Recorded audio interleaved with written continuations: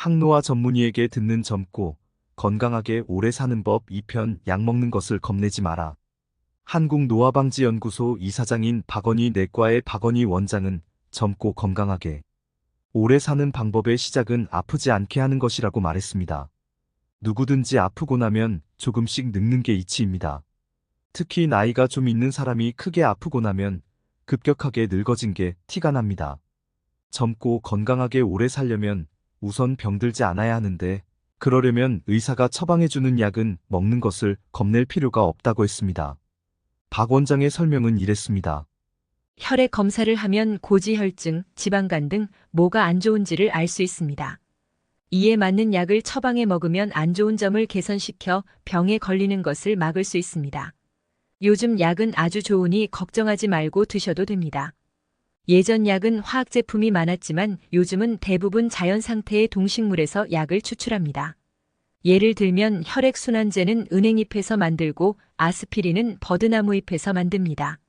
생선이나 들깨기름을 추출해 만든 약도 있지요. 의사인 제가 12가지 약을 먹고 있습니다. 제 몸에 부족한 부분을 약으로 보충하는 것입니다. 약 복용 외에 필요할 경우에는 수액 주사도 놓습니다. 환자의 건강 상태에 맞는 성분으로 수액을 만들어 주사하는 거지요. 성분 배합은 저만의 노하우가 있습니다.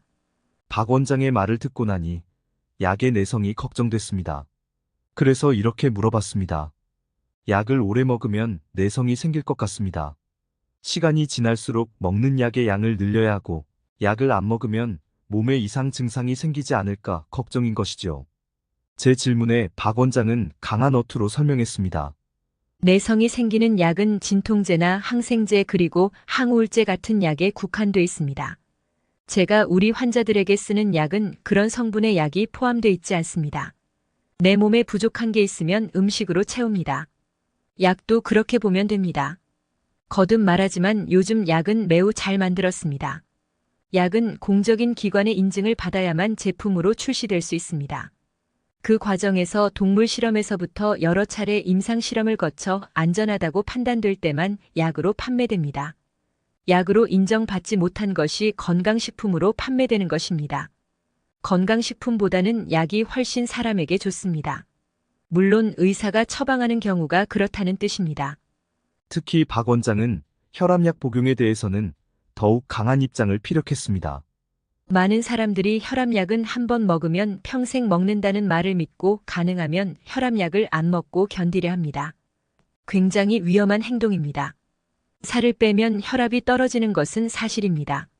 그러나 혈압이 떨어질 정도로 살을 빼는 것이 얼마나 어렵습니까?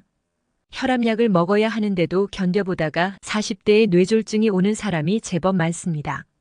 150세 시대가 오고 있는 지금도 건강관리를 잘못하면 40대에도 몸을 제대로 못 쓰는 분들도 있습니다. 혈압약을 먹어서 혈압이 안정화되면 약을 끊을 수도 있습니다. 그러니 고혈압 환자는 반드시 혈압약을 먹으세요. 약 먹는 것을 겁내지 말라는 박 원장이지만, 약 안 먹고 지낼 수 있는 건강 상태를 만드는 것이 가장 좋다고 합니다. 그러려면 건강한 생활 습관을 유지하는 게 좋겠지요. 젊고 건강하게 오래 살기 위한 건강한 생활 습관이 무엇인지는 다음 편에서 이야기하겠습니다.